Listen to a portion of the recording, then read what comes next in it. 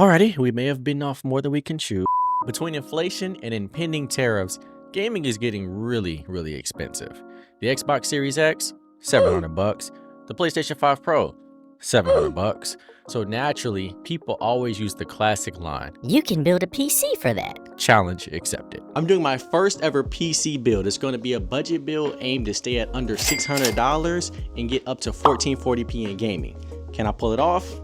Let's find out. So the most important thing in a budget build is patience. It took me months of shopping around to get all the parts within my budget. So I got off to a great start with my GPU and CPU for $70 each. I got them used from Game Exchange.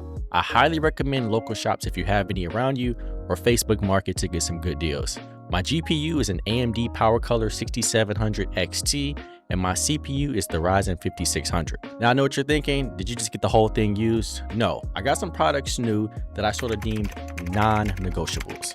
These are things that most people say are best just not to take a large risk on used and get them new. So from Amazon, I got my PSU, I got the Corsair CX 650 for $70.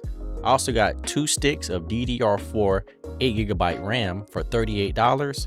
I got an MSI motherboard for $120, and then my case, I got the Corsair 3500X for $125. Now I wanted a brand new case because I plan to upgrade this build over time and still wanted something that can grow with the build as I grow. So at this point, we're at $493 and I still needed some extra fans and storage.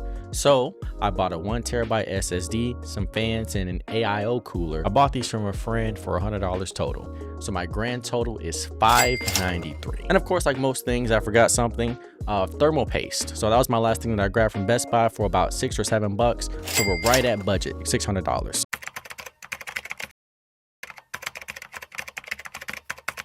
So the first step is setting up the motherboard with the CPU, which snaps in.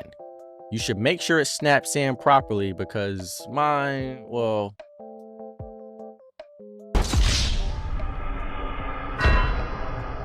yeah, you see. Now with RAM, you really have to push down, which can be scary at first.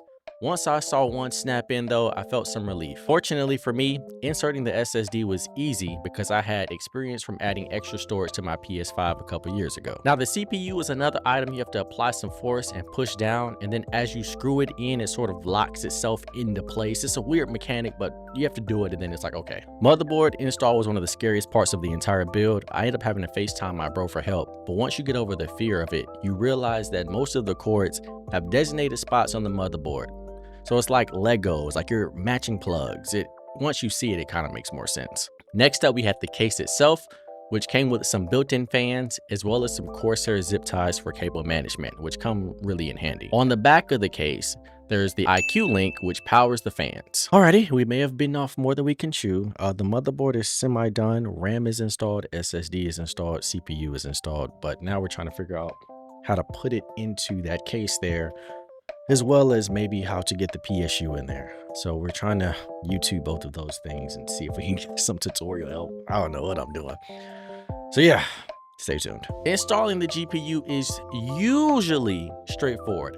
However, I noticed I didn't have enough PCIe cables to connect my GPU.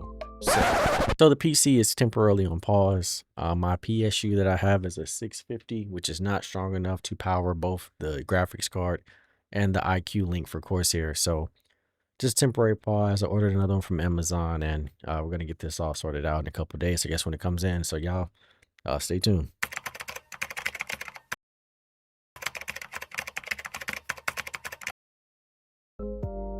Okay. What do they say?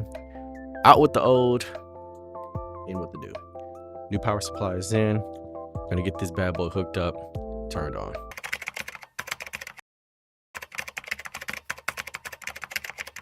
So I upgraded from a Corsair CX 650 to a Corsair CX 750 for the extra PCIe port, which cost me about $10 more.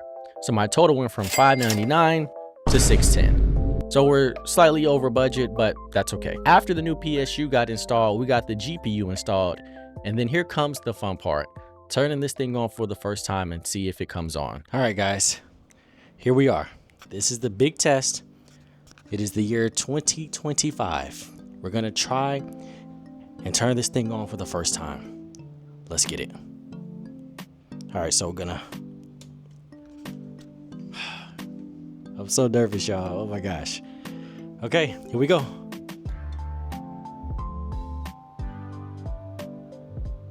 Okay. So the this fan here is going, but nothing else is going.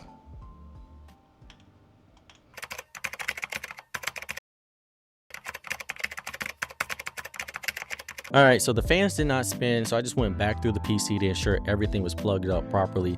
This is honestly one of the worst parts of the entire process because it was my first build, so I really don't know what to prepare for. All right, y'all, turning this thing on, take 2. Okay, so see if the fans will come on now with those adjustments.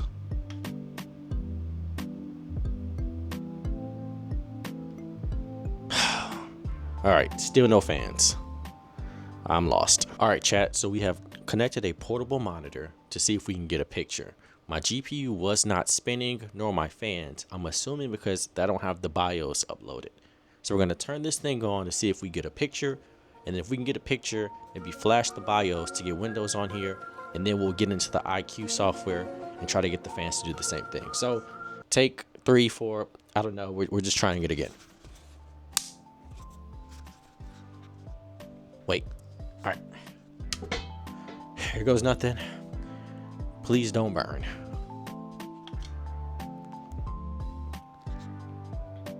All right. We're waiting to see if we get a photo. Will the screen come on?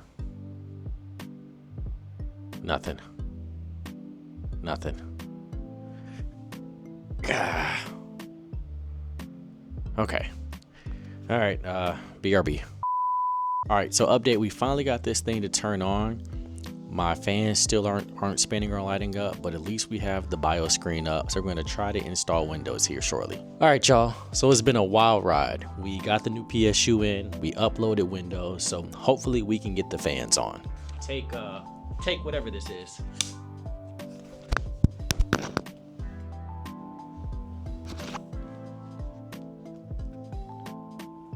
Okay, so the fans are on. Fans are on, but still no RGB. Okay. All right. Well, fans are on, but still no RGB. So we're gonna try to get into the IQ software and see what that does. Okay. So for some reason, the IQ software does not register my fans. So I'm gonna research and try to figure out what's going on. But the fans are all working, which is a positive. So that's great. But we're just gonna try to figure out why the fans aren't coloring up or registering in IQ software. Okay, so after some research, it turns out that the MSI motherboards, I have an MSI motherboard. MSI motherboards do not play well with IQ Corsair software. And I have an older MSI motherboard because obviously this was more of a budget build. So that's okay. I still gonna try to make it work. Like I said, everything seems to be moving just fine. It's just the color is not working. So we're gonna try to think of some workarounds. But all in all, happy with this. Let's see if we can get some games up. This is a bittersweet moment because although the PC was working, I was still a tad sad about the RGB. So I bought some more Corsair fans that do not need to connect to IQ and connect to the motherboard instead, and see if they would give me some RGB light up. So we got the new fans that don't take IQ link in. I installed them. Let's see what happens.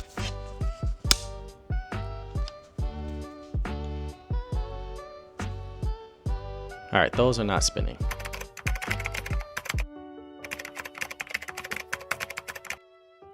All right, everyone, so this is it. We have finally got everything uploaded. For the longest time, I was trying to get the LED lights to come on, and they just wouldn't work with my MSI motherboard. The IQ Link software, that is, it just is not really compatible, and that's okay. I decided I'm just gonna make this a stealth build, meaning it's not gonna have any LEDs. It's just gonna be very subtle, going with the all black design.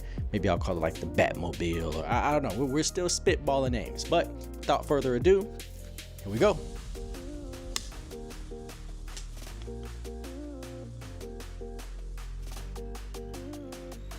All right. And we are loaded up to Windows.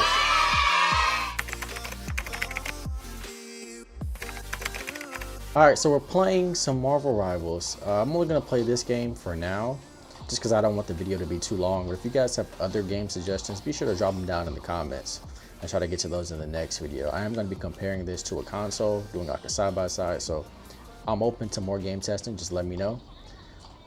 As for Rivals, I'm on 60 FPS, high settings. See if I can pull it up. Show you guys the settings. We are on high settings, quality resolution mode, graphics we're on high everything except for illumination and reflection. I turned those off. I think that's like the ray tracing stuff, but it looks pretty good. It looks pretty much the same way it would look on any type of console, so I'm happy with it. We didn't just come here for 1080p. No, we came here for 1440p gaming, and that's what we're gonna get. So I upped my settings to 1440p, 120 frames per second, and this is the footage, y'all. Let's get it.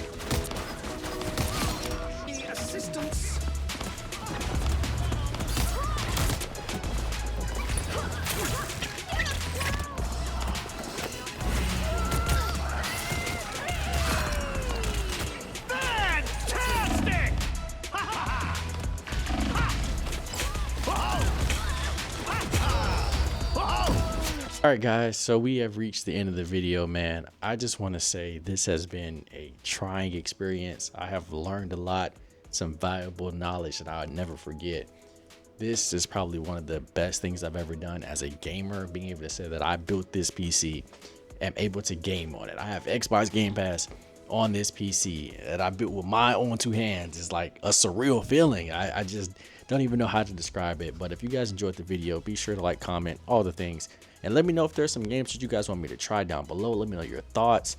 I want to hear everything, man. So I appreciate you guys. We have some really cool things coming up with this PC going forward.